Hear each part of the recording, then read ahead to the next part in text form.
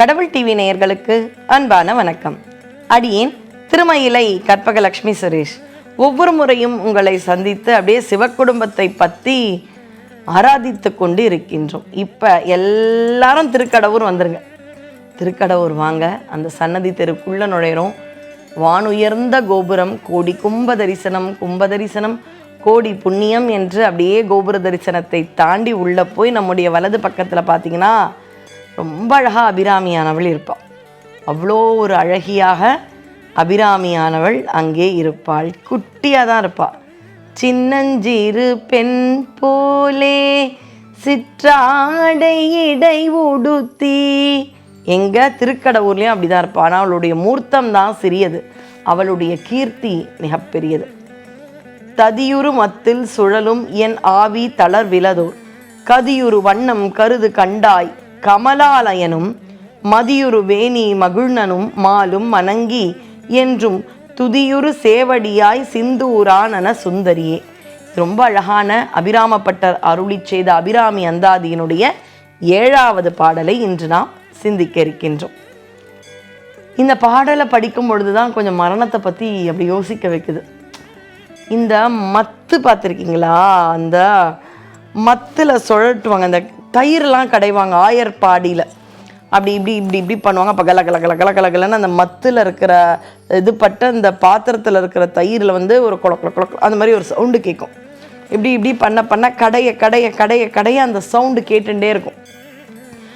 ததியுறு மத்தில் சுழலும் என் ஆவி தளர் விலதோ. இறந்து போகும்பொழுது எல்லாரும் அப்படி தான் இருப்போமா. ஒரு பக்கம் யமன் அப்படி இழுப்பானா, இன்னொரு பக்கம் பிறப்பு அடுத்தது காத்துட்ருக்க.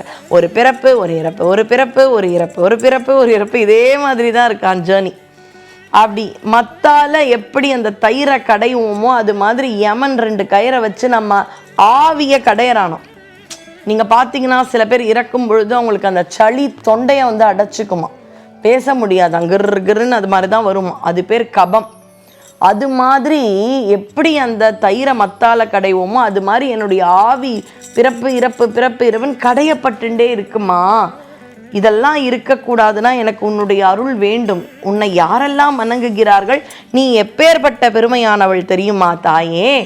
கமலாலயன்றார். முதல்ல யார் அந்த கமல ஆலயன்? சிவபெருமானுக்கான கோயில் தமிழ்நாட்டில் கொஞ்சமா நஞ்சமா எவ்வளோ கோயில் சொல்லிகிட்டே போகலாம். ஏகாம்பரேஸ்வரர், மீனாட்சி அம்மன் கோயில், அண்ணாமலையார், எவ்வளோ கோயில் சொல்லவே முடியாது. அடுத்தது திருமால். திருமாலுக்கான ஆலயங்களும் சொல்லி மாளுமா. திவ்ய தேசமாகட்டும், திவ்ய தேசம் அல்லாத ஆலயங்கள் பண்டரிபுரம் ஆகட்டும், குருவாயூர் கஷேத்திரமாகட்டும், ஊருக்கு ஒரு பெருமாள் கோயில் இருக்குமே. அப்போ பெருமாள் கோயிலும் சிவன் கோயிலும் சொல்லி மாளாது. ஆனால் பிரம்மாவுக்கு கோயிலே கிடையாது. அதனால் பிரம்மா கொஞ்சம் கவலைப்பட்டுடுவாரோன்னு பயந்து கமல ஆலயன்னு போடுறார். கமலம்னா தாமரை, தாமரை மீது வீற்றிருக்கும் பிரம்மா, அவருக்கு பேரேனவா கமல ஆலயன். என்ன ஒரு அழகான வார்த்தை பாருங்க. யார் கமலத்தை ஆலயமாக கொண்டிருப்பவர்? பிரம்மா. ஏன்னா அவர் எனக்கு கோயிலே இல்லையே அப்படின்னு வருத்தப்பட்டுடக்கூடாதுன்ற ஒரு அற்புதமான வார்த்தை தமிழ் விளையாடுதுங்க இங்கே அபிராமப்பட்டர். அவர் ஒரு தண்டனை சமயத்தில் எழுதுறாரு. ஆனால் அந்த தமிழ் விளையாடுது பாருங்க, அற்புதமாக இருக்கும். கமலாலயனும் மதியுறு வேணி மகிழ்னனும். யார் அம்பாளோட எப்பவும் மகிழ்ந்திருப்பவர்? சிவபெருமான். மாலும்னா திருமால்.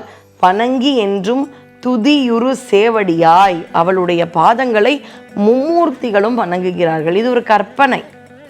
ரொம்ப அழகா ஆதிசங்கரர் தன்னுடைய சௌந்தரிய லஹரியில் அம்பாள் எப்படி ராஜாங்கம் பண்ணுவா அப்படின்றத விவரிப்பார். எப்படின்னா அம்பாள் அப்படி மகாராணி ராஜராஜேஸ்வரியா அப்படி அமர்ந்திருப்பாளாம். அந்த உலகத்துக்கு பேரே ஸ்ரீலோகம்னு பேர். வெறும் பெண்கள் தான் அனுமதி. ஆண்கள் அந்த உலகத்துக்கு போனால் பெண்களாக மாறிடுவாங்களாம். அம்பாள் முதல்ல இந்த 3 பேரை பார்க்கணும்னு நினச்சார். ஒரு தாமரை கமலாலயன் குட்டியாக பிரம்மா பிறக்கிறான். பிறந்த உடனே இந்த குழந்தைக்கு ஒன்றுமே தெரியலையாம், பசிக்கு தான். உடனே அந்த தாமரையை எட்டி அந்த நான் சொல்கிறது அப்படியே ஒரு கற்பனையாக பாருங்கள். தாமரை இதழில் இப்படி எட்டி பார்த்து தாமரையுடைய தண்டு வரும் இல்லையா, ஒரு பச்சை கலரில், அப்படியே அந்த தண்டு கிட்ட கை பிடிச்சி அந்த குழந்தை அப்படியே சுவாயின்னு வழுக்கி வருதான்.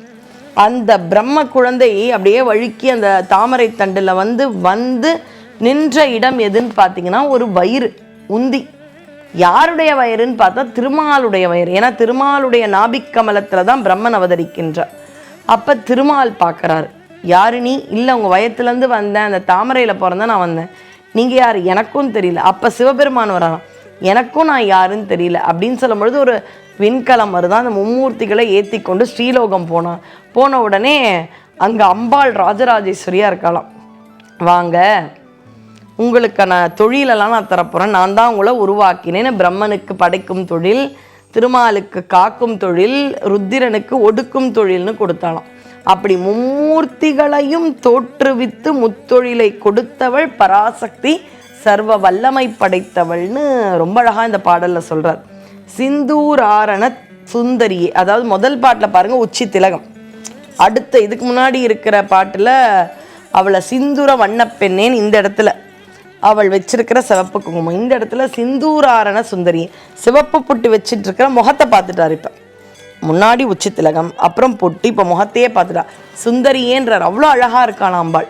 அப்படி மும்மூர்த்திகளுக்கும் தொழிலை கொடுத்து ஆக்கி காத்து அழிக்கும் அவள் என்னுடைய ஆவியை பிறப்பு இறப்புன்ற மாதிரி கொண்டு போகாமல் முக்தி இன்பத்தை கொடுக்க முடியாதான் அவளால் அப்படின்ற மாதிரி கேட்கும் அற்புதமான பாடல்.